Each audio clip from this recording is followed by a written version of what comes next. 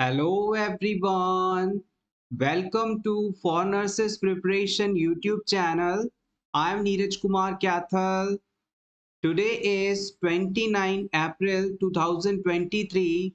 Let's begin today's MCQ session for upcoming AIMS NORCET exam 2023. Next question is, which vitamin is also known as anti-sterility vitamin? इनमें से किस vitamin को हम anti स्टरलिटी vitamin के रूप में जानते हैं? स्टरलिटी का मतलब होता है रिप्रोडक्शन की क्षमता का खत्म हो जाना या ना पाया जाना। तो ऐसा कोई विटामिन जो कि रिप्रोडक्शन की पावर को, रिप्रोडक्शन की क्षमता को बढ़ाता हो, कौन सा है? Vitamin K, vitamin C, vitamin E, vitamin A.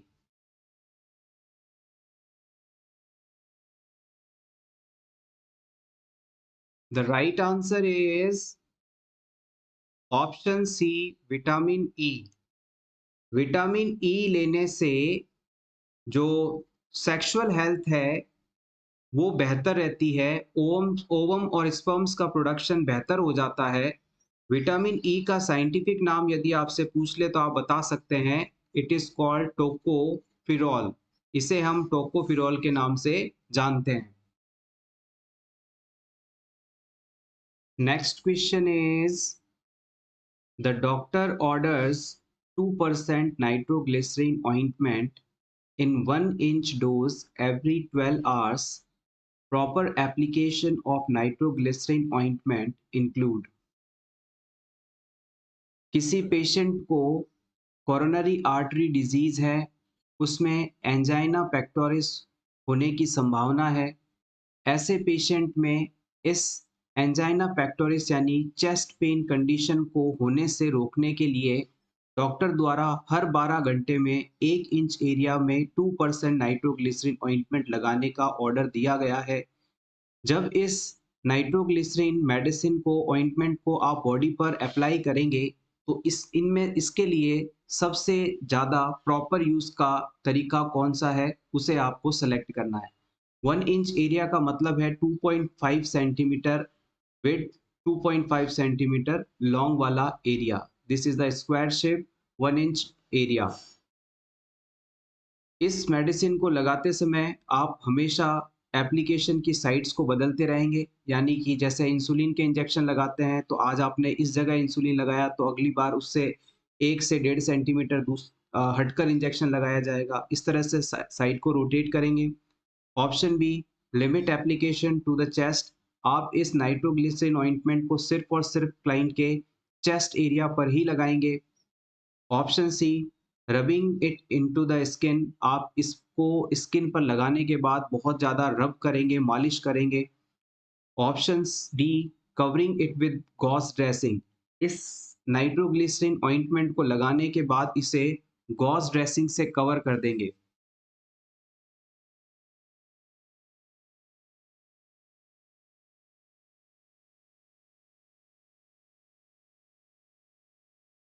The right answer is option ए।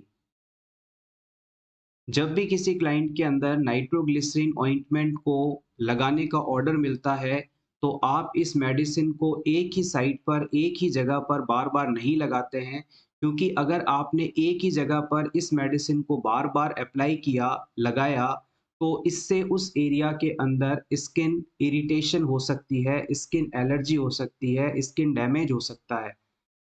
इस चीज़ को प्रिवेंट करने के लिए हमें इस साइट को बदलते रहना है। जैसे आज आपने यहाँ पर लगाया तो उससे 2.5 सेंटीमीटर दूरी पर लगाया, अगली बार फिर 2.5 सेंटीमीटर दूरी पे लगाया, फिर उससे थोड़ा हटकर लगाया। इस तरह से आपको साइट को रोटेट करते रहना है।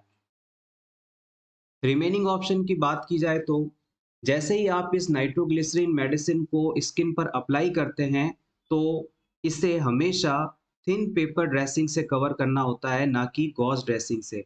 जिस जगह पर आपने नाइट्रोग्लिसरीन ऑइंटमेंट लगाया है उस जगह को आपको थिन पेपर से बनी ड्रेसिंग से कवर करना होता है, ना कि गॉज ड्रेसिंग से। इम्पॉर्टेंट। इसके अलावा जब भी इस मेडिसिन को स्किन पर अप्लाई किया जाता है तो कभी भी आपको रबिंग नहीं करना है, मालिश नहीं करना है, रगड़ना नहीं है इस मेडिसिन को। अदरवाइज़ स्किन डैमेज हो सकता है। तो rubbing of this medication is Contra indicated, यानी हमें मालिश नहीं करनी है। ऑप्शन बी के अंदर कहा गया था कि हम इसे सिर्फ चेस्ट एरिया पर ही लगा सकते हैं, जो कि गलत स्टेटमेंट है।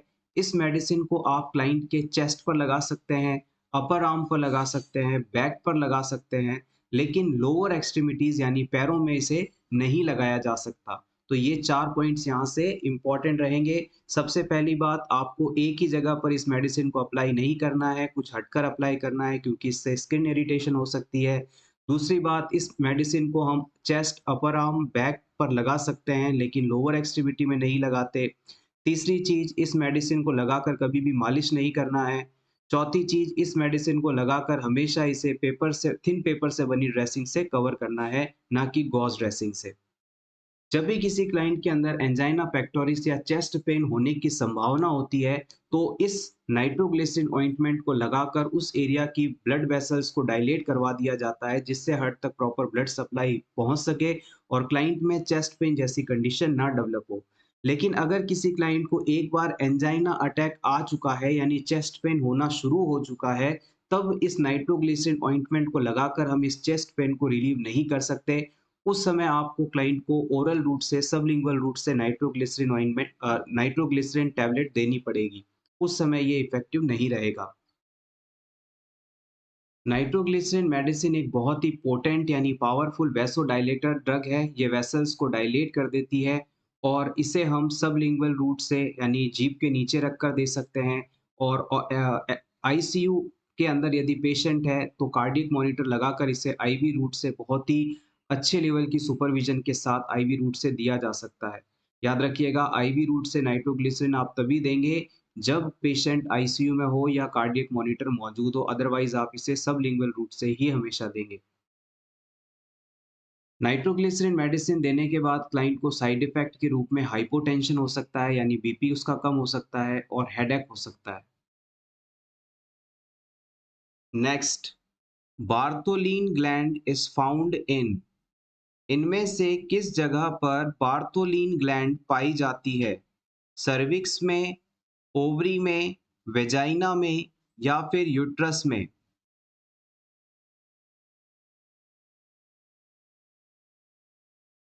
The right answer is option C. Bartholin gland vaginal opening के दोनों तरफ मौजूद होती है और ये सेक्सुअल एक्ट के दौरान वेजाइना को लुब्रिकेट करने का काम करती है। Next question is, during breathing which structure prevents friction between two layers of lungs? जब हम रेस्पिरेशन करते हैं, सांस लेते हैं, तो हमारे लंग्स की जो दो लेयर्स होते हैं उनके बीच में फ्रिक्शन यानी घर्षण को कम करने का काम किस स्ट्रक्चर द्वारा किया जाता है? सबड्यूरल स्पेस के द्वारा, प्लूरल कैविटी के द्वारा, पेरिकार्डियल सैक के द्वारा या सब एरेक्नोइड स्पेस के द्वारा?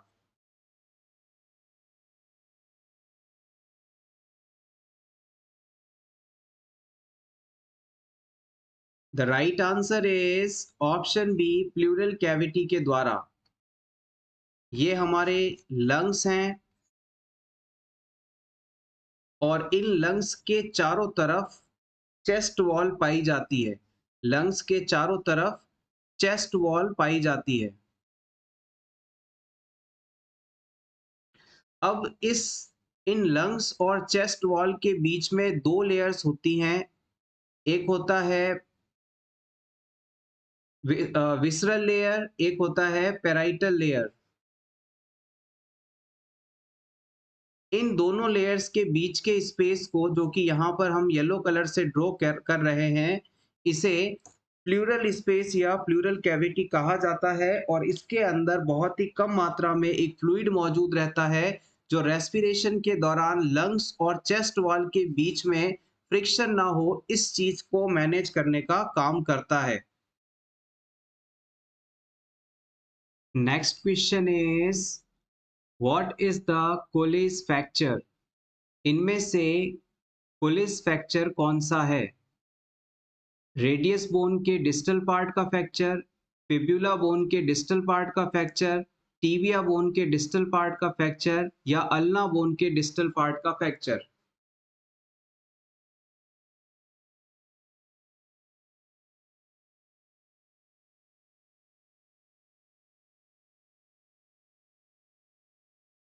The right answer is option A, fracture of distal radius bone.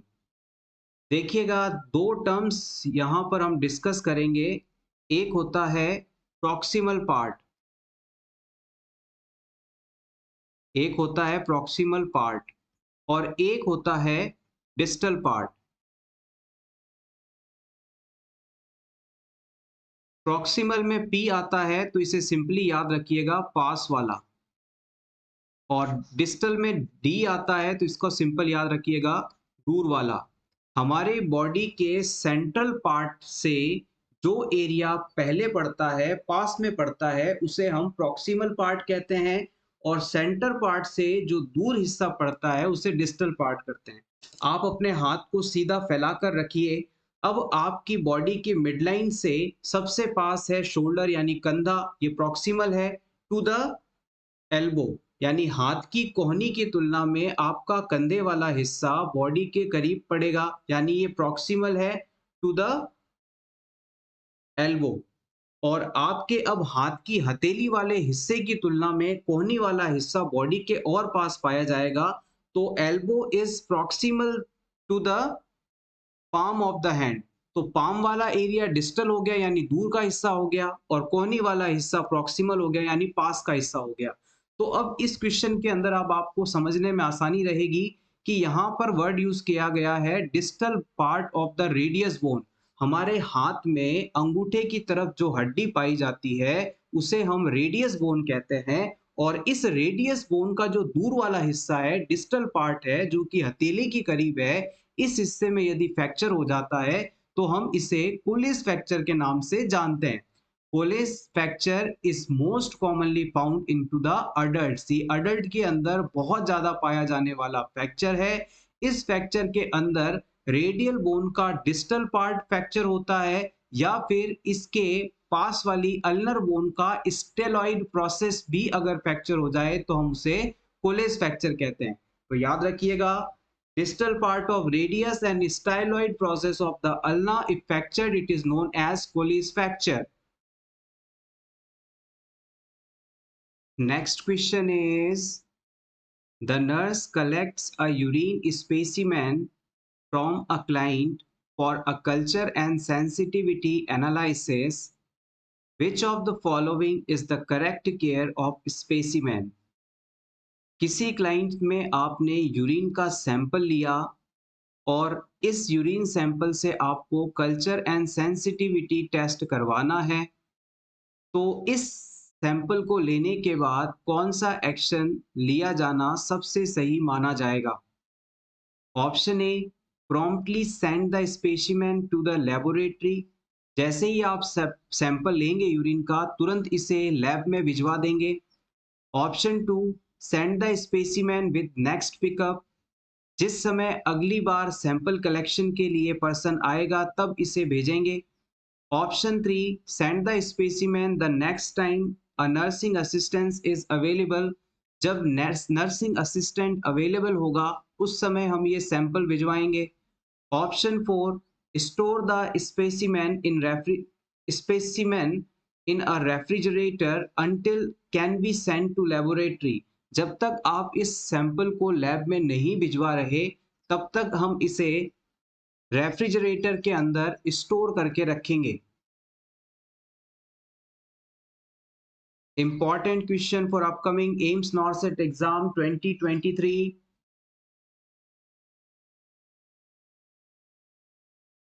The right answer is option 1, promptly send the specimen to the laboratory। जैसे ही हम कल्चर एंड सेंसिटिविटी के लिए सैंपल लेते हैं यूरिन का, इसे बिना देर किए तुरंत हमें लैब में भिजवाना चाहिए। अगर आपने इस सैंपल को सही तरीके से सही समय पर प्रॉपर तरीके से हैंडल करते हुए लैब में नहीं भिजवाया, तो इस सैंपल के अंदर बैक्टीरियाज की ग्रोथ हो सकती है, जिसकी वजह से जो हमें रिजल्ट मिलेंगे वो एक्यूरेट नहीं होंगे। तो जब भी कल्चर एंड सेंसिटिविटी का यूरिन सैंपल आप लें, तो सबसे पहले इसे लैब में भिजवाएं, फिर दूसरे काम पर ध्यान दीजिए। Next question is full form of AMTSL क्या होता है? Active management of third stage of labour, active management of trial stage of labour, action management of third stage of labour, management of true stage of labour.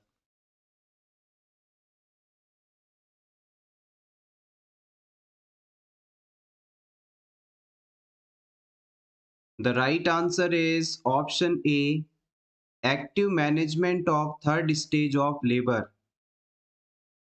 बच्चे के deliver होते ही third stage of labour शुरू हो जाती है, जिसमें placenta separate होता है और फिर इसकी डिलीवरी होती है।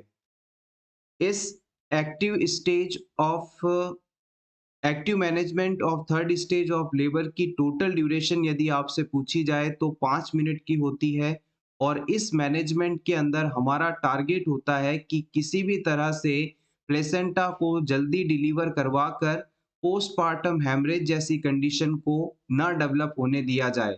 इसके लिए हमें 3 काम जल्दी करने होते हैं। सबसे पहले यूट्रस में कॉन्ट्रैक्शन शुरू करवाने के लिए यूटेरोटॉनिक ड्रग्स को एडमिनिस्टर करना, उसके बाद आवश्यकता हो तो कंट्रोल कॉर्ड ट्रैक्शन की मदद से प्लेसेंटा को डिलीवर करवाना, और फिर यूट्रस को सख्त बनाने के लिए फंडस एरिया पर मसाज करना।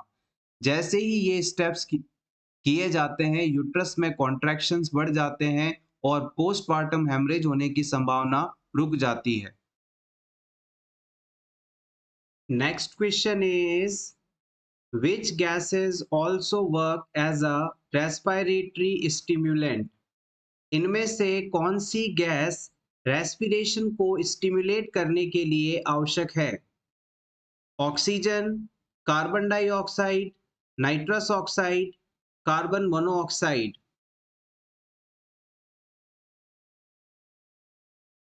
The right answer is option B, carbon dioxide. जैसे ही हमारे शरीर के अंदर कार्बन डाइऑक्साइड की मात्रा बढ़ने लगती है, तुरंत हमारे ब्रेन में मौजूद रेस्पिरेटरी सेंटर को मैसेज आता है और वो रेस्पिरेशन करवा देता है, जिससे कि हमारी बॉडी में मौजूद कार्बन डाइऑक्साइड को बाहर निकाल दिया जाता है और फिर कंडीशन ठीक हो जाती है। ये प्रोसेस लगातार चलता रहता है। अगर किसी क्लाइंट को बहुत ज़्यादा CO2 का रिटेंशन हो जाता है, तो उसके अंदर हाइपर वेंटिलेशन देखने को मिलता है, यानी पर्सन बहुत तेजी से और ज़्यादा सांस लेने की कोशिश करता है। बेसिकली इस सिचुएशन में हाइपर वेंटिलेट करके पेशेंट ये कोशिश कर रहा है कि उसकी बॉडी में जितनी भी कार्बन डाइऑक्साइड एक्सेस अमाउंट में मौजूद है, उसे जल्दी से जल्दी बाहर निकाल दिया जाए ताकि बॉडी को किसी प्रकार का डैमेज ना हो। नेक्स्ट हम बात करेंगे टाइप्स ऑफ रीनल स्टोन्स की। रीनल स्टोन मेनली 5 तरह से क्लासिफाई कर सकते हैं, जिसमें सबसे पहला टाइप है calcium oxalate stone. Calcium oxalate stone को हम मलबेरी स्टोन के नाम से जानते हैं, और ये स्टोन सबसे ज़्यादा पाए जाते हैं। Calcium oxalate stone is the most common type of renal stone that is found 80% of the total stone.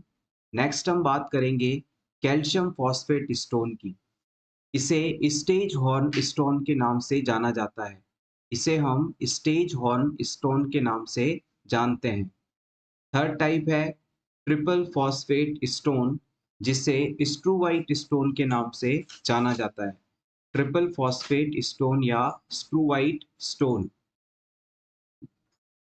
Next है uric acid stone, and the last one is cystic stone. Next question is power house of a cell is. हमारे cell का power house किसे माना जाता है? Ribosomes, lysosomes, Golgi apparatus या mitochondria? Power house का काम होता है एनर्जी को प्रोड्यूस करना और सेल की सभी मेटाबॉलिज्म्स को कंप्लीट करवाने के लिए एनर्जी की आवश्यकता को सेल में मौजूद माइटोकॉन्ड्रिया पूरी करवाता है। हमारी सेल में मौजूद माइटोकॉन्ड्रिया एडिनोसिन ट्राइफॉस्फेट यानी एटीपीज का निर्माण करता है और इन एटीपीज के थ्रू ही सेल को सभी मेटाबॉलिज्म कंप्लीट करने के लिए एनर्जी मिलती है। इसी वजह से हम माइटोकॉन्ड्रिया को पावर हाउस ऑफ सेल के नाम से जानते हैं। Next question, as per WHO, a pregnant woman is said to be anemic when her hemoglobin level is। World Health Organization के अनुसार किसी प्रेग्नेंट वुमेन को आप हीमोग्लोबिन लेवल कितना होने पर एनीमिक कह सकते हैं? 10 या इससे कम, 11 या इससे कम, 12 या इससे कम, 13 या इससे कम? इंपॉर्टेंट क्वेश्चन है, स्टार मार्क लगा लीजिएगा नॉर्सेट 2023 के लिए। Option B is absolutely correct. अगर किसी प्रेग्नेंट वुमेन का हीमोग्लोबिन लेवल प्रेगनेंसी में किसी भी समय 11 ग्राम पर डीएल या इससे कम हो तो हम इसे एनीमिक डिक्लेयर करते हैं। Next question is, the newer drug given to interfere with the production in angiotensin II in heart failure is। किसी पेशेंट को हार्ट फेलियर है यानी हार्ट बॉडी की डिमांड के अकॉर्डिंग ब्लड सप्लाई नहीं कर पा रहा है। इस सिचुएशन को ट्रीट करने के लिए हमें एंजियोटेंसिन सेकंड का प्रोडक्शन रोकना है, तो इसके लिए कौन सी ड्रग दी जाएगी? एंजियोटेंसिन के प्रोडक्शन को कम करने के लिए, हार्ट फेलियर की कंडीशन को बेहतर करने के लिए कौन सी ड्रग दी जाएगी? The right answer is option D, captopril. आइए इस पूरे प्रोसेस को समझ लेते हैं। यहाँ पर एक चीज है एंजियोटेंसिन 1, ये कन्वर्ट होता है एंजियोटेंसिन 2 के अंदर। जब एंजियोटेंसिन 1 को एंजियोटेंसिन 2 में कन्वर्ट होना होता है तो इसके लिए इन्हें चाहिए एंजियोटेंसिन कन्वर्टिंग एंजाइम, इन्हें चाहिए एंजियोटेंसिन कन्वर्टिंग एंजाइम। और अगर ये एंजियोटेंसिन 2 बन गया तो ये और ज़्यादा ब्लड वेसल्स को कॉन्स्ट्रिक्ट करवा देगा, जिससे कि ब्लड प्रेशर बढ़ने लगेगा और हार्ट फेलियर की कंडीशन बहुत ज़्यादा बिगड़ने लगेगी। क्लाइंट के हार्ट पर दबाव बढ़ेगा, वहाँ पर एट्रियल और वीनस रिटर्न नहीं हो पाएगा, हार्ट को प्रॉपर ऑक्सीजन नहीं मिल पाएगी।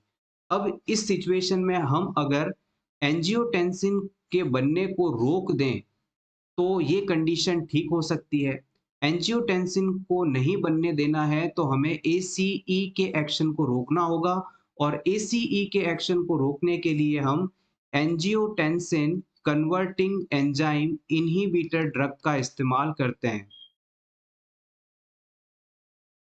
Angiotensin converting enzyme inhibitor drug का इस्तेमाल करते हैं। ये ड्रग जाकर एसीई की एक्टिविटी को रोक देती है और जिसकी वजह से एंजियोटेंसिन 1 एंजियोटेंसिन 2 में कन्वर्ट नहीं हो पाता और क्लाइंट में एट्रियल वीनस रेसिस्टेंस कम होने लगता है, ब्लड प्रेशर कम होने लगता है, हार्ट तक प्रॉपर ऑक्सीजन पहुंचने लगती है और क्लाइंट की कंडीशन बेहतर होती है। और एसीई इनहिबिटर के एग्जाम्पल की बात की जाए तो यहाँ पर इसका एग्जाम्पल है कैप्टोप्रिल। इसके अलावा एनालप्रिल, लिसिनोप्रिल, रैमीप्रिल, ये सभी एसीई इनहिबिटर ड्रग के एग्जाम्पल्स हैं। जिस मेडिसिन के पीछे आपको PRIL लगा दिखे वो सभी angiotensin converting enzyme inhibitor drug हैं। Next question is, a client has been receiving cyanocobalamin injection for the past 6 weeks. Which laboratory finding indicate that the medication is having the desired effect? किसी patient को हम पिछले 6 सप्ताह से यानी करीब 1.5 महीने से विटामिन बी 12 यानी साइनोकोबालामाइन की इंजेक्शन लगा रहे हैं।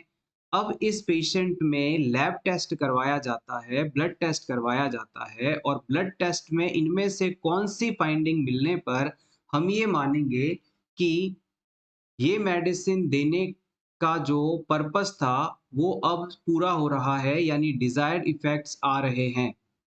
Neutrophil count 60%, basophil count 0.5%, monocyte count 2% या फिर रेटिकुलोसाइट काउंट 1%।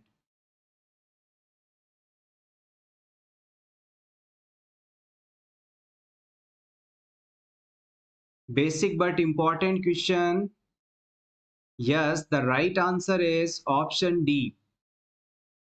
किसी भी क्लाइंट को जब विटामिन बी 12 दिया जाता है तो इसका मेन पर्पस होता है कि उसकी बॉडी में परनीशियस एनीमिया कंडीशन को सॉल्व किया जाए, आरबीसी को मैच्योर करवाया जाए, आरबीसी की संख्या को बढ़ाया जाए।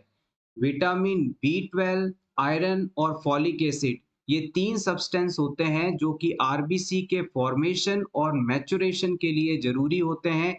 इनमें से किसी की भी कमी होने पर आरबीसी प्रॉपर नहीं होंगी, आरबीसी नहीं होंगी तो हीमोग्लोबिन भी कम होगा, हीमोग्लोबिन कम होगा तो ऑक्सीजन कैरिंग कैपेसिटी कम हो जाएगी और ये होते ही एनीमिया कंडीशन देखने को मिलेगी। तो याद रखिएगा, किसी भी क्लाइंट को यदि हम 1.5 महीने से विटामिन बी 12 का इंजेक्शन लगा रहे हैं और उसके अंदर रेटिकुलोसाइट काउंट 1% आता है, तो इसका मतलब है कि उसकी बॉडी में 99% जो आरबीसी हैं वो मैच्योर हैं और सिर्फ 1% इमैच्योर आरबीसी हैं। आरबीसी को मैच्योर होने में 5 स्टेजेस से गुजरना पड़ता है और रेटिकुलोसाइट आरबीसी के इमैच्योर स्टेट की आखिरी स्टेज है। जैसे ही आरबीसी इस स्टेज में पहुंचती है और इसके बाद सर्कुलेशन में जाती है, ये फुली मैच्योर हो जाती है। हमारे सर्कुलेशन में सिर्फ 1% आरबीसी का होना ये बताता है कि 99% मैच्योर आरबीसी हैं और 1% रेटिकुलोसाइट है। आइए, बॉडी में किस जगह पर किस रूट से कितना ड्रग का अमाउंट एडमिनिस्टर किया जा सकता है, इसे जान लेते हैं।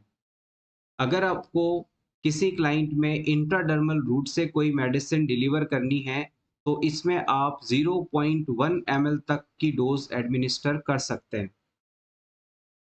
सबक्यूटेनियस रूट से अगर आप मेडिसिन डिलीवर करना चाहते हैं तो 0.5 से 1 ml तक मेडिसिन डिलीवर की जा सकती है।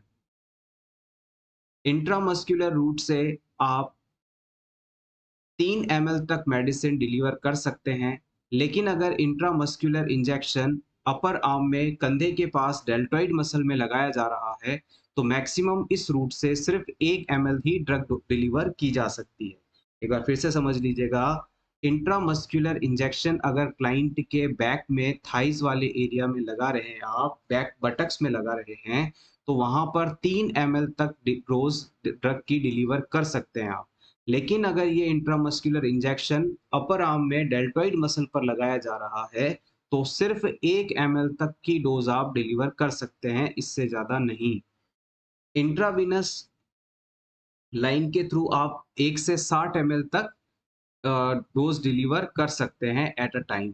और बाकी अगर आईवी लाइन आपने कनेक्ट किया है तो धीरे धीरे इसे आप चला सकते हैं। Take screenshot for your revision.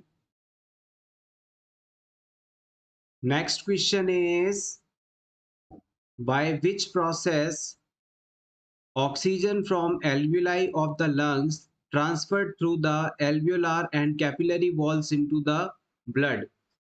आपको इन चारों में से उस प्रोसेस का सिलेक्शन करना है जिसके द्वारा हमारे लंग्स के एल्वियोलाइज में मौजूद ऑक्सीजन ब्लड के अंदर ट्रांसफर हो जाती है, कैपिलरीज के अंदर मौजूद ब्लड के अंदर ट्रांसफर हो जाती है। Facilitated diffusion, osmosis, diffusion, active transport.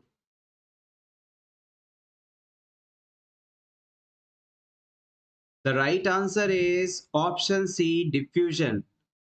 चाहे कार्बन डाइऑक्साइड हो या फिर ऑक्सीजन हो, इन दोनों ही गैसेस का ब्लड के अंदर और एल्वियोलाइज के अंदर जो एक्सचेंज होता है वो पैसिव मेथड के द्वारा होता है, यानी इसमें हमें बिल्कुल भी एनर्जी खर्च नहीं करनी पड़ती और ये प्रोसीजर डिफ्यूजन के नाम से जाना जाता है। Next question is in following which organ act as reservoir of urine. इनमें से कौन सा ऑप्शन रिजर्वेयर ऑफ यूरिन के रूप में जाना जाता है? Ureter, renal pelvis, urinary bladder, kidney.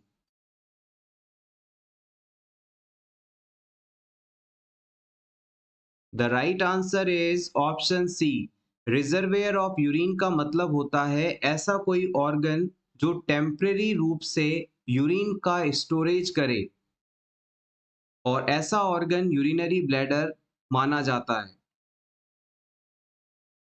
Next question is a healthcare provider has been exposed to hepatitis B through a needle stick. Which of the following drug should the nurse anticipate administering as post-exposure prophylaxis? मान लीजिए आपका कोई साथी nursing staff, nursing officer किसी hepatitis B वाले patient का treatment कर रहा था। इसने हेपेटाइटिस बी वाले पेशेंट में इंजेक्शन लगाया और इंजेक्शन की कैप लगाते समय अचानक से निडल उसके हाथ में प्रिक हो गई, चुभ गई। अब इस नर्सिंग पर्सोनल को भी हेपेटाइटिस बी डिजीज हो सकता है, ऐसी संभावना है।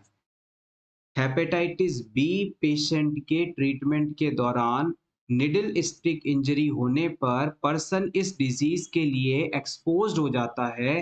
तो इस सिचुएशन में पोस्ट एक्सपोजर प्रोफाइलैक्सिस ट्रीटमेंट के लिए इन चारों में से कौन सी मेडिसिन यूज करेंगे आप? पोस्ट एक्सपोजर यानी एक्सपोजर होने के बाद, यानी रिस्क फैक्टर के आने के बाद पेशेंट में प्रोफाइलैक्टिकली क्या यूज किया जाएगा? प्रोफाइलैक्सिस का मतलब होता है अभी डिजीज हुआ नहीं है लेकिन होने की पूरी संभावना है, तो उसे रोकने के लिए क्या देंगे आप? आपके ऑप्शंस हैं hepatitis B immune globulin, option B interferon, option 3 hepatitis B surface antigen, option 4 amphotericin B.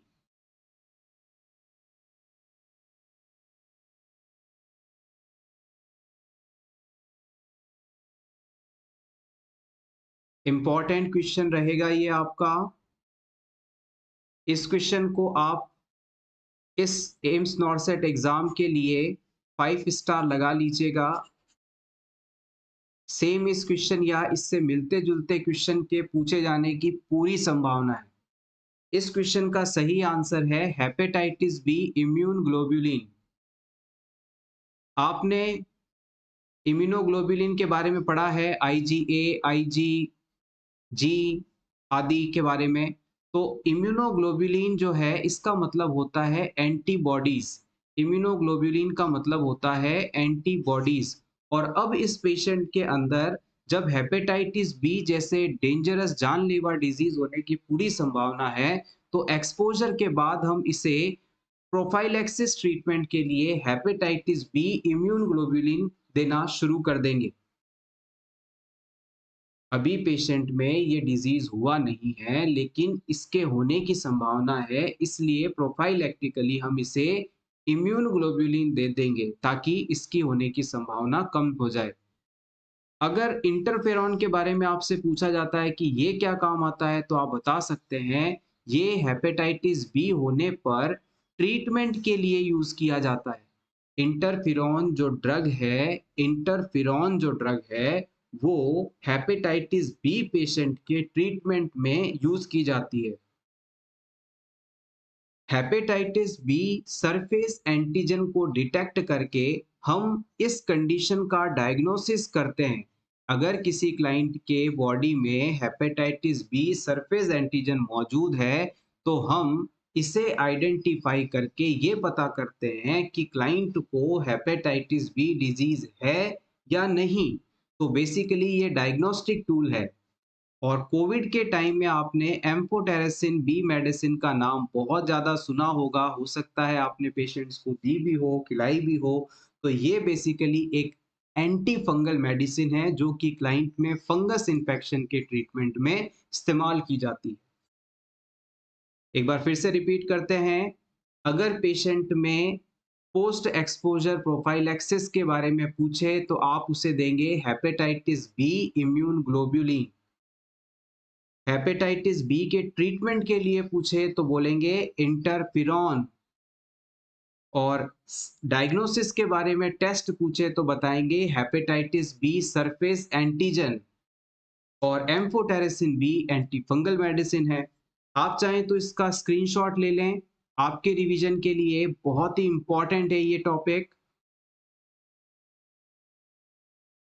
Next question is the symptoms most commonly associated with left-sided heart failure are।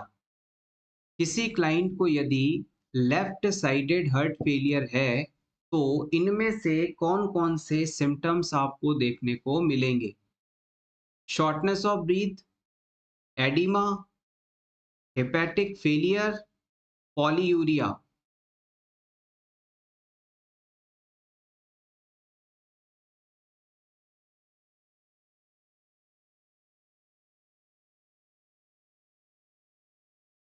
The right answer is option A, shortness of breath. आइए इससे जुड़े कुछ important points को quickly revise कर लेते हैं। Left sided heart failure, जिसे आप लेफ्ट वेंट्रिकुलर फेलियर के नाम से भी जानते हैं, लेफ्ट साइडेड हार्ट फेलियर कह दीजिए या लेफ्ट वेंट्रिकुलर फेलियर कह दीजिए, एक ही बात है। इस डायग्राम में देखिएगा, यहाँ पर हार्ट के 4 चैम्बर्स बनाए गए हैं, दोनों ऊपर के एट्रियम और नीचे वाले वेंट्रिकल्स हैं। यहाँ पर जो येलो कलर का पोर्शन दिखाया गया है ये लेफ्ट साइड ऑफ हार्ट है, ऊपर वाला लेफ्ट एट्रियम है, नीचे वाला लेफ्ट वेंट्रिकल है। अब मान लीजिए क्लाइंट के इस लेफ्ट वेंट्रिकुलर वाले पार्ट में किसी तरह की प्रॉब्लम हो जाती है, जिसके कारण ये पार्ट पूरी तरह से फिल नहीं हो पाता या यहाँ पर पूरा कॉन्ट्रैक्शन नहीं हो पाता, जिसके कारण एरोटा में पूरी तरह से ब्लड नहीं भेजा जा पा रहा। अब ब्लड जब यहाँ से पूरी तरह से इजेक्ट नहीं हो रहा है, एरोटा में नहीं भेजा जा रहा है, तो धीरे धीरे ये ब्लड यहाँ इकट्ठा होने लगेगा।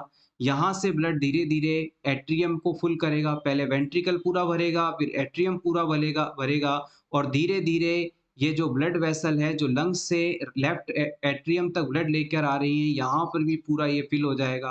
अब ब्लड आगे जा नहीं रहा है तो लंग्स के अंदर भी कंजेशन होने लगेगा, यहाँ पर भी ब्लड इकट्ठा होने लगेगा।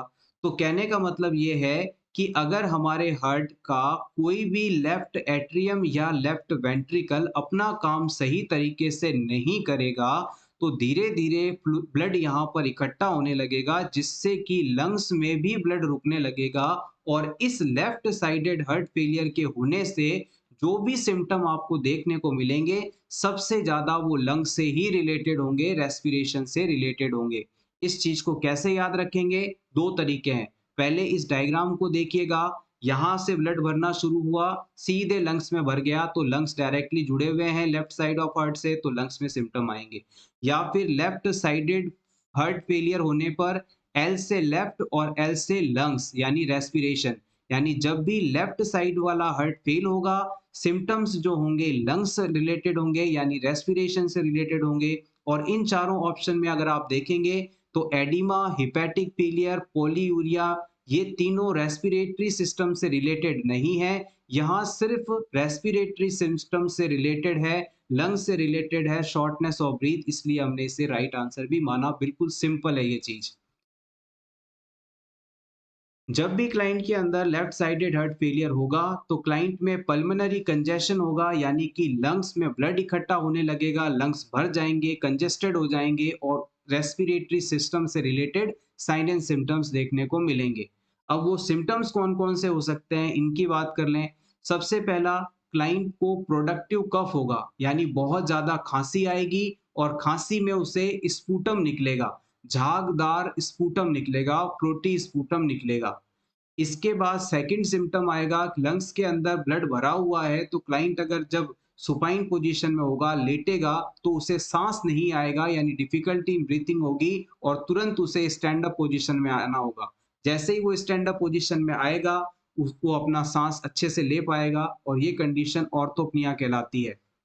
अब लंग्स के अंदर ब्लड भरा हुआ है, अंदर एयर जब जाएगी तो बुलबुलों के फूटने की आवाज आएगी, यानी क्रैकल साउंड होगा।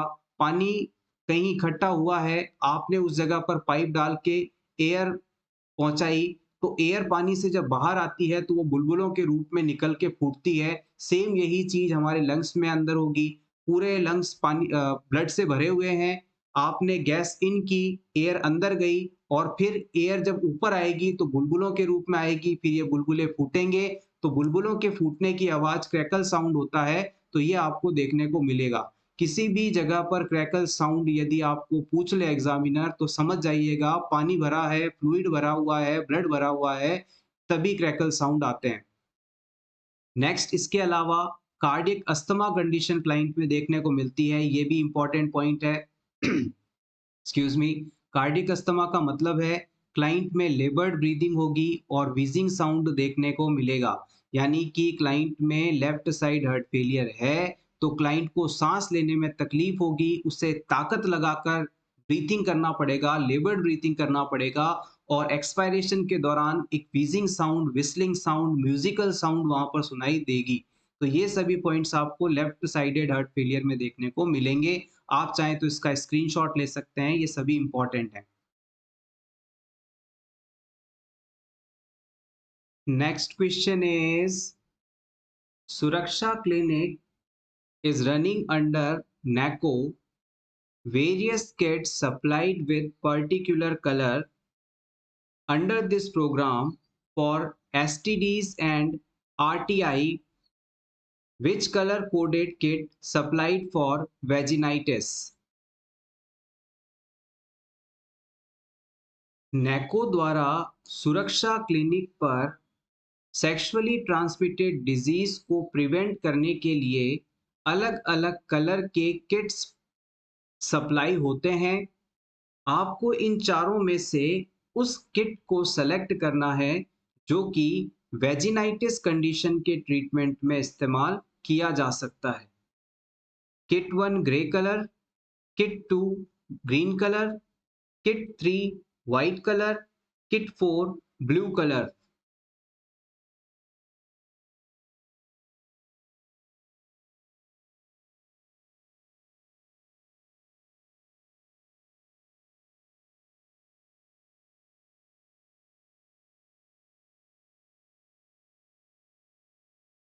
The right answer is option B, kit 2 green colour.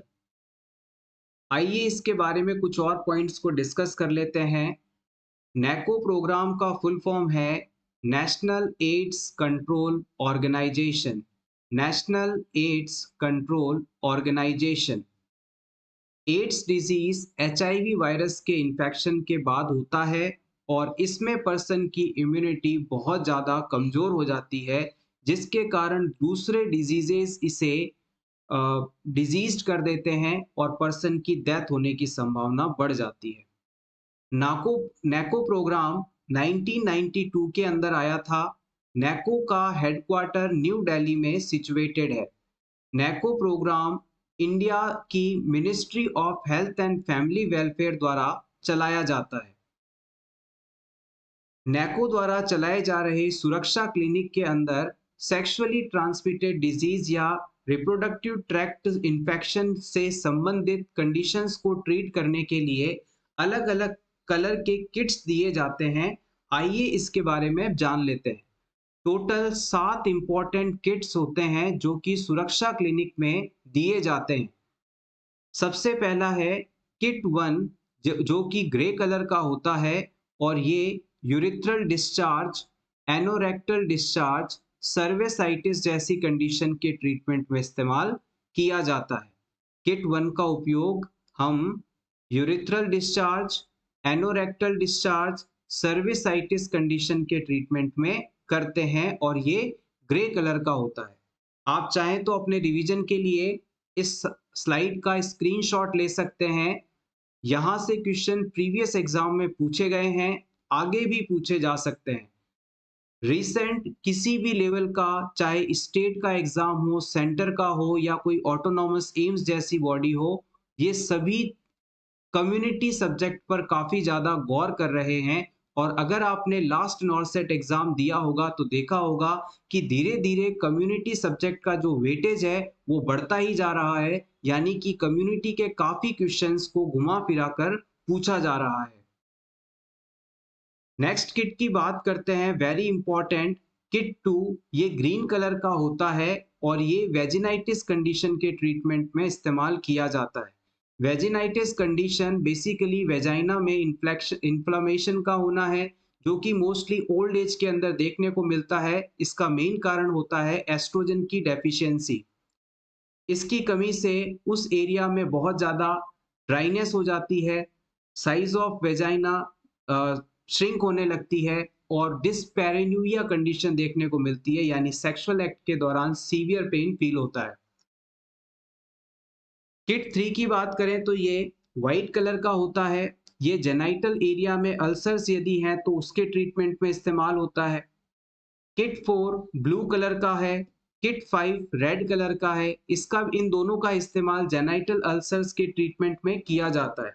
तो याद रखिएगा, किट 3, 4 और 5, व्हाइट, ब्लू और रेड, ये तीनों ही जेनाइटल एरियाज के अल्सर के ट्रीटमेंट में यूज किए जाते हैं। किट 6 जो है ये येलो कलर का होता है और ये लोअर एब्डोमेन पेन के अंदर इस्तेमाल किया जाता है। बेसिकली लोअर एब्डोमिनल पेन किसी क्लाइंट के अंदर पेल्विक एरिया के इन्फ्लेमेशन को बताता है, पेल्विक इन्फ्लेमेटरी डिजीज के होने को बताता है। किट 7 की बात करें तो ये ब्लैक कलर का किट है। ये स्क्रोटल एरिया में स्वेलिंग के होने पर इस्तेमाल किया जाता है। स्क्रोटम यानी जिस सैक के अंदर टेस्टिस मौजूद रहते हैं, उसके अंदर यदि इन्फ्लेमेशन आ जाती है, स्वेलिंग हो जाती है, तो उसके ट्रीटमेंट में हम ब्लैक कलर का किट इस्तेमाल करते हैं। ये किट 7 है।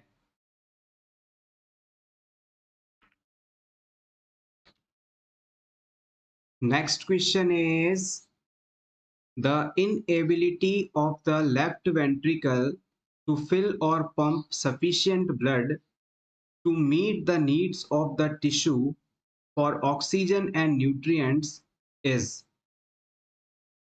अगर हार्ट का लेफ्ट वेंट्रिकल पूरी तरह से भर नहीं पा रहा है या बॉडी टिश्यूज की आवश्यकता के अनुसार वहां तक ऑक्सीजन और न्यूट्रिएंट्स नहीं पहुंचा रहा है, तो इस कंडीशन को आप क्या कहेंगे? decompensated heart failure, congestive heart failure, left ventricle, right ventricle।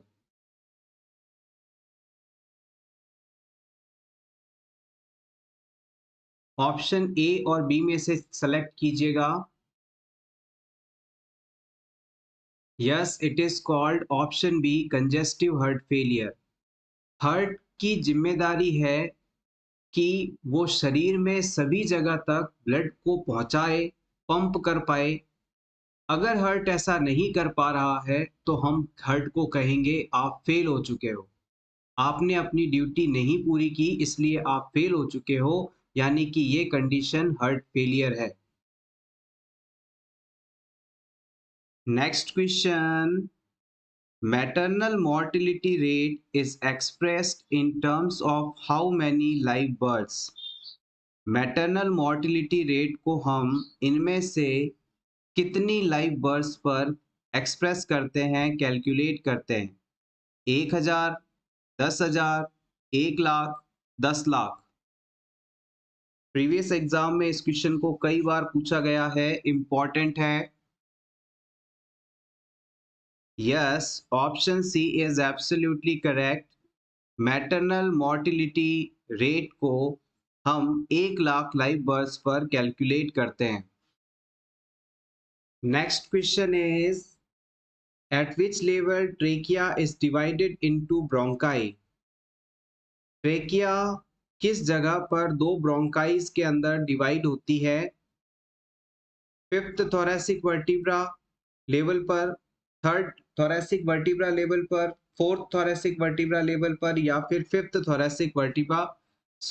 Cervical vertebra level पर?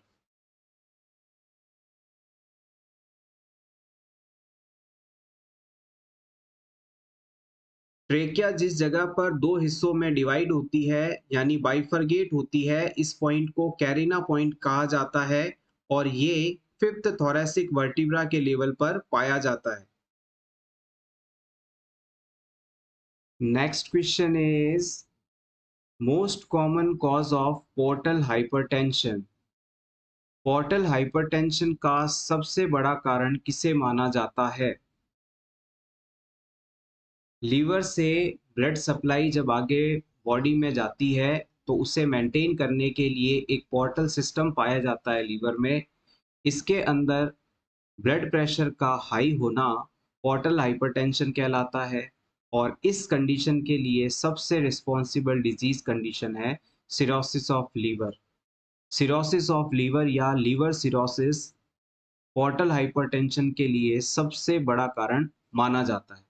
और अगर आपसे पूछ लिया जाए कि लीवर सिरोसिस का कारण कौन होता है सबसे बड़ा, तो आप बताएंगे अल्कोहलिज्म, यानी बहुत ज़्यादा ड्रिंक करना, अल्कोहल इनटेक करना सिरोसिस ऑफ लीवर का सबसे बड़ा कारण माना जाता है। Next question is Pavlov's experiment is an example of। Pavlov's experiment किस प्रकार का एग्जाम्पल है? मॉडलिंग का, ऑपरेंट कंडीशनिंग का, क्लासिकल कंडीशनिंग का, लर्न हेल्पलेसनेस का?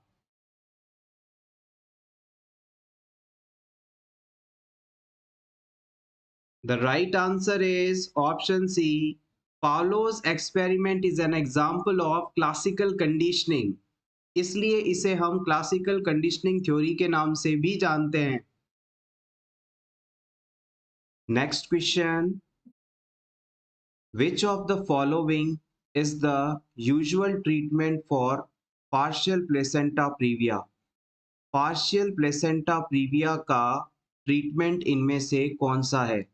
प्लेसेंटा प्रीविया के बारे में आप सभी जानते हैं, जब सर्वाइकल ओपनिंग के ऊपर प्लेसेंटा एबनॉर्मली इम्प्लांट हो जाए तो ये कंडीशन प्लेसेंटा प्रीविया कहलाती है। पार्शियल प्लेसेंटा प्रीविया कंडीशन होने पर प्लेसेंटा का कुछ भाग सर्वाइकल ओएस को कवर करता है और मैक्सिमम पार्ट ओपन रहता है। This is called partial placenta previa.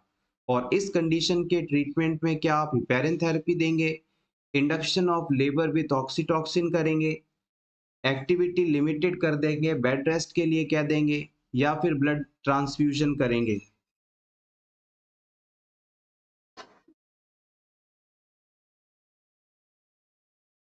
Option C is absolutely correct. अगर किसी वुमेन को प्लेसेंटा प्रीविया कंडीशन है तो उसे हम कंप्लीट बेड रेस्ट पर रहने को कह देते हैं, उसे कम से कम एक्टिविटी करने के लिए कह देते हैं, क्योंकि अगर इस वुमेन ने अपनी एक्टिविटी को कंटिन्यू रखा तो वहां पर वुमेन में पेनलेस वेजाइनल ब्लीडिंग देखने को मिलेगी और इससे फिर प्रेगनेंसी को आगे कर पाना बहुत मुश्किल हो जाता है। So option C is correct here. Next question, which deficiency is associated with cheilosis condition? इनमें से किस विटामिन की कमी के कारण चिलोसिस डिजीज हो सकता है? B1, B2, B3, B4?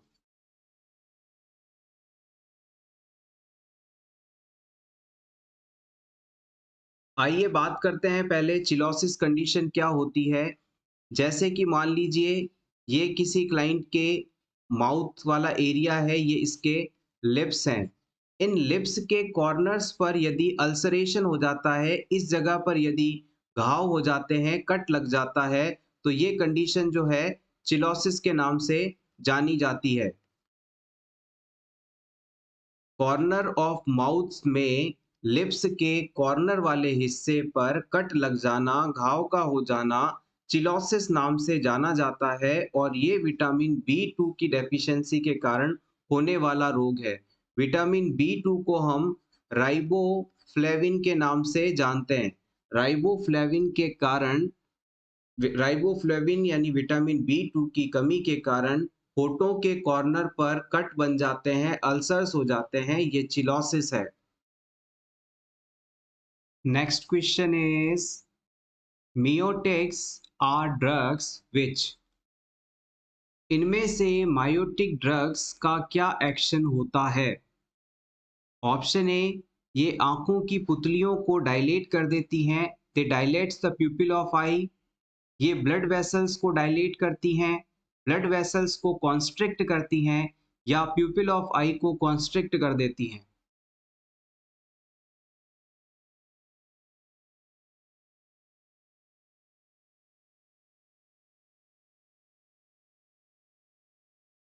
Previous exam में इस क्वेश्चन को पूछा गया है, बहुत ही इंपॉर्टेंट है। The right answer is option D, they constrict the pupil of eye. देखिएगा, आंखों में प्यूपिल्स को डायलेट करने और कॉन्स्ट्रिक्ट करने के लिए दो मेडिसिन यूज की जाती हैं। एक है मायोटिक ड्रग्स, जो कि आंखों की पुतलियों को कॉन्स्ट्रिक्ट करती हैं, यानी सिकोड़ देती हैं, जिससे कम से कम लाइट रेज आंखों में एंटर हो पाए।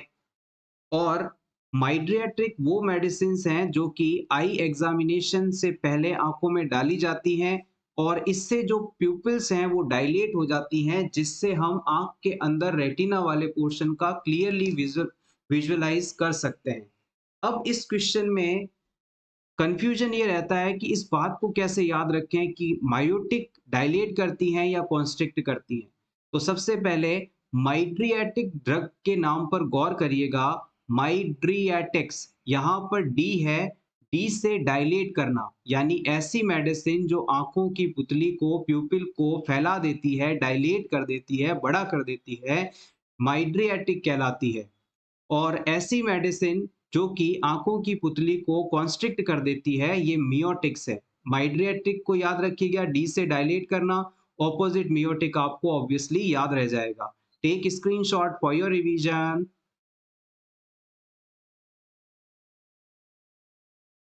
Next question is second phase of pertussis is, pertussis disease की सेकेंड फेज कौन सी होती है? Cold phase, catarrhal phase, convalescence phase, या पैरोक्सिस्मल फेज?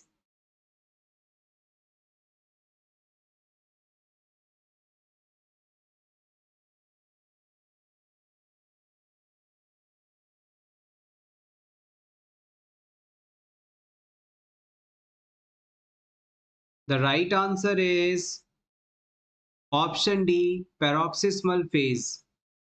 आइए पर्टुसिस के बारे में कुछ इंपॉर्टेंट पॉइंट्स डिस्कस कर लेते हैं। पर्टुसिस डिजीज को हम वुपिंग कफ या 100 डे कफ डिजीज के नाम से जानते हैं। पर्टुसिस डिजीज के तीन नाम हो गए, पहला पर्टुसिस, दूसरा वुपिंग कफ, और तीसरा 100 डे कफ। किसी भी नाम से आपसे ये चीज पूछी जा सकती है। पर्टुसिस डिजीज एक रेस्पिरेटरी ट्रैक्ट की डिजीज है। ये हाईली कंटेजियस होती है, यानी ये डिजीज बहुत ही ज्यादा तेजी से एक व्यक्ति से दूसरे व्यक्ति में फैल सकती है, और इस डिजीज के अंदर रेस्पिरेटरी ट्रैक्ट प्रभावित होता है। इस डिजीज के कॉज की बात की जाए तो ये एक बैक्टीरियल डिजीज है, और इसके पॉजिटिव ऑर्गेनिज्म बैक्टीरिया का नाम है वॉर्शेला पर्टुसिस। वॉर्शेला पर्टुसिस। पर्टुसिस डिजीज की तीन फेजेस होती हैं, तीन स्टेजेस होती हैं। सबसे पहली फेज होती है कैथरल फेज। सबसे पहली फेज है कैथरल फेज। सेकंड फेज आता है पैरोक्सिस्मल फेज, पैरोक्सिस्मल फेज। और थर्ड फेज आती है कन्वल्सेंस फेज, जिसे हम रिकवरी स्टेज के नाम से भी जानते हैं। पर्टुसिस डिजीज की तीन फेजेस हैं। सबसे पहला catarrhal phase, second paroxysmal phase, third recovery phase या convalescence phase. Take screenshot for your revision. Next question is which is the largest nerve in human body, हमारे शरीर की लार्जेस्ट नर्व कौन सी है? Femoral, sciatic, pudendal, thoracic?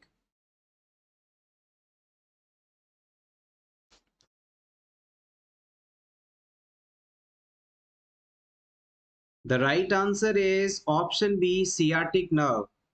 हमारे शरीर में सियाटिक नर्व सबसे लार्जेस्ट और लॉन्गेस्ट नर्व मानी जाती है। Next question, illegal abortion means. इनमें से इलीगल अबॉर्शन की डेफिनेशन को सेलेक्ट कीजिएगा। Performed by unqualified person under hazardous conditions, last resort of women to end their pregnancies at the risk of their own lives. किसी unqualified person के द्वारा pregnant women की खुद के लाइफ का रिस्क होने पर प्रेगनेंसी को टर्मिनेट करवाना। ऑप्शन बी है performed by qualified person under hazardous conditions, last resort of women to end their pregnancies at risk of their own life. किसी क्वालिफाइड पर्सन के द्वारा हजार्डस कंडीशंस होने पर जिसमें वुमेन की खुद की लाइफ मुश्किल में हो, प्रेगनेंसी को टर्मिनेट करवाना। Option C, option A and both are illegal. Option D, इनमें से कोई नहीं। इन दोनों ऑप्शंस के अंदर पूरी डेफिनेशन सेम है, जिसमें यह बताया जा रहा है कि अगर प्रेगनेंसी के दौरान प्रेग्नेंट वुमन की लाइफ खतरे में हो तो हम प्रेगनेंसी को टर्मिनेट करवा सकते हैं, अबॉर्शन करवा सकते हैं। अब ये अबॉर्शन अनक्वालिफाइड पर्सन द्वारा किया जाता है तो इलीगल है, या क्वालिफाइड पर्सन द्वारा किया जाता है तो इलीगल है। यस, अब बिल्कुल आप सही आंसर दे रहे हैं। यहाँ पर ऑप्शन ए बिल्कुल सही माना जाएगा। प्रेगनेंसी को टर्मिनेट या एबॉर्शन करवाने का पावर सिर्फ और सिर्फ क्वालिफाइड डॉक्टर्स के पास होता है, क्वालिफाइड पर्सोनल्स के पास होता है।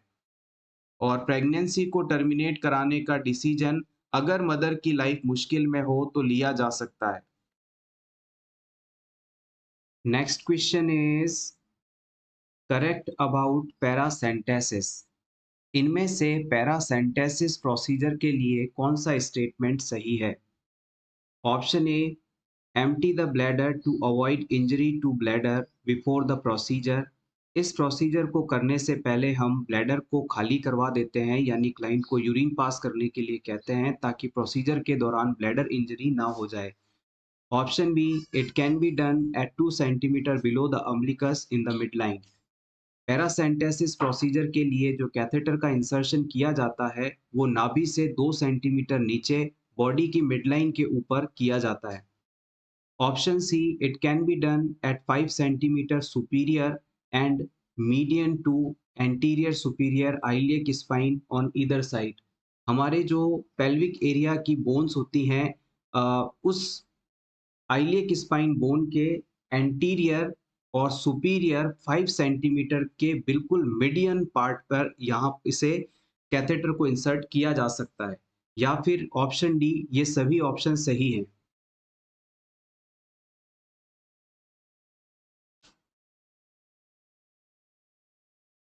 इस क्वेश्चन का आंसर जानने से पहले बात कर लेते हैं कि पैरासेंटेसिस प्रोसीजर होता क्या है। Paracentesis is a procedure in which a needle or catheter is inserted into the peritoneal cavity to obtain ascites fluid for diagnostic and therapeutic purpose. आपने किसी पेशेंट के पैर को उसके अदर बॉडी पार्ट्स यानी एक्सट्रीमिटीज की तुलना में ज़्यादा फूला हुआ देखा होगा। इस सिचुएशन के अंदर एसाइटिस का होना माना जाता है। अगर किसी क्लाइंट के प्लाज्मा प्रोटीन के अंदर एल्ब्यूमिन प्रोटीन की कमी हो जाए तो उसकी बॉडी का जो फ्लूइड पोर्शन है वो पेरिटोनियल कैविटी में आकर इकट्ठा हो जाता है, जिससे उसका पेट बहुत ज़्यादा फूला हुआ दिखाई देता है। ये एसाइटिस कंडीशन कहलाती है। अब ये पेरिटोनियल कैविटी क्या है? हमारे जितने भी एब्डोमिनल ऑर्गन्स हैं जैसे कि स्टमक है, इंटेस्टाइन आदि हैं, उनके चारों तरफ एक मेम्ब्रेन पाई जाती है जिसे पेरिटोनियल मेम्ब्रेन कहते हैं। इन ऑर्गन्स और इन पेरिटोनियल मेम्ब्रेन के बीच में जो स्पेस पाया जाता है उसे पेरिटोनियल कैविटी कहते हैं। हमारे एब्डोमिनल ऑर्गन्स को चारों तरफ से घेर कर रखने का काम करती है। पेरिटोनियल लेयर इन ऑर्गन्स और पेरिटोनियल लेयर के बीच के स्पेस को पेरिटोनियल कैविटी कहते हैं और इस पेरिटोनियल कैविटी के अंदर यदि फ्लूइड का एबनॉर्मल एक्यूमुलेशन हो जाए तो ये कंडीशन एसाइटिस के नाम से जानी जाती है। अब जब भी ये कंडीशन हो जाती है तो हम इस एबनॉर्मली एक्यूमुलेटेड फ्लूइड को इस पेरिटोनियल कैविटी के अंदर निडल इंसर्ट करके एस्पायरेट करके निकाल देते हैं। हम पेशेंट की पेरिटोनियल कैविटी में निडल डालकर इस फ्लूइड को वहां से सक करके बाहर निकाल लेते हैं। यही प्रोसीजर पैरासेंटेसिस कहलाता है। अब इस प्रोसीजर को करने से पहले हम क्लाइंट से कंसर्न लेते हैं। उसके बाद उसे कंफर्टेबल सुपाइन पोजीशन में लेटाते हैं या फिर उसे सेमी फॉर्मुलर पोजीशन दी जा सकती है। उसके बाद हम क्लाइंट को ब्लैडर एम्प्टी करने के लिए कहते हैं, क्योंकि अगर क्लाइंट का ब्लैडर एम्प्टी नहीं होगा तो निडल ब्लैडर को पंचर कर सकती है, रप्चर कर सकती है, जिससे ब्लीडिंग हो सकती है, फर्दर कॉम्प्लिकेशन हो सकते हैं। तो जब भी पैरासेंटेसिस प्रोसीजर के लिए एब्डोमेन एरिया में पेरिटोनियल कैविटी में निडल इंसर्ट करना जा रहे हैं आप, तो उस समय तुरंत आपको क्लाइंट का ब्लैडर खाली करवा देना है, उसे यूरिन पास करने के लिए कहना है, अदरवाइज ब्लैडर रप्चर हो सकता है। तो ये पॉइंट आपका सही है। पैरासेंटेसिस प्रोसीजर में जो निडल इंसर्ट की जाती है वो हमेशा अम्बिलिकस से नाभि से 2 सेंटीमीटर नीचे और बॉडी के मिडलाइन पर इंसर्ट की जाती है। ये ऑप्शन भी बिल्कुल सही है। ऐसा करके हम पेरिटोनियल कैविटी में निडल को पहुंचा सकते हैं। ऑप्शन 3 के अंदर जो बात कही गई है वो यह है कि हमारी जो पेल्विस है, पेल्विस की इलियक स्पाइनल बोन है, इससे 5 सेंटीमीटर ऊपर आगे की तरफ जब हम नीडल को इंसर्ट करेंगे तो ये वही लोकेशन है जो यहाँ ऊपर बताई गई है। ये एग्जैक्टली नाभि से 2 सेंटीमीटर बिलो को ही इस प्रकार से यहाँ पर बताया गया है। तो ये तीनों ऑप्शन ही यहाँ पर सही हैं। All of the above is the correct answer. Paracentesis एक बहुत ही इंपॉर्टेंट प्रोसीजर है, हॉस्पिटल्स में मोस्ट कॉमनली यूज किया जाता है। इस प्रोसीजर को आप जरूर देख कर जाएं, यहाँ से क्वेश्चंस पूछे जा सकते हैं। Next question is which drug is responsible for red man syndrome? इनमें से किस ड्रग के कारण रेड मैन सिंड्रोम कंडीशन हो सकती है?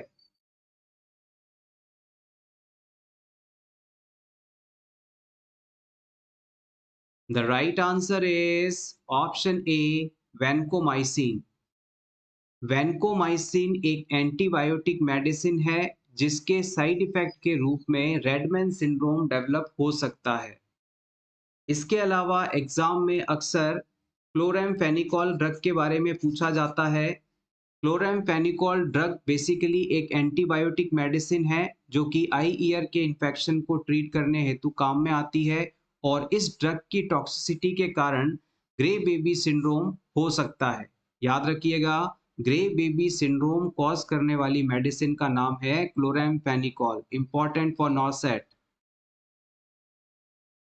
सो एवरीवन, ये था हमारा आज का वीडियो जिसमें हमने एम्स नॉर्सेट एग्जाम के लिए कुछ इंपॉर्टेंट क्वेश्चंस को एमसीक्यू फॉर्म में डिस्कस किया। होपफुली आपको आज की ये क्लास अच्छी लगी होगी। क्लास अच्छी लगी हो तो प्लीज़ इसे लाइक कर दीजिएगा और इसी तरह के रेगुलर वीडियोस देखने के लिए for nurses preparation YouTube channel को ज़रूर सब्सक्राइब करें।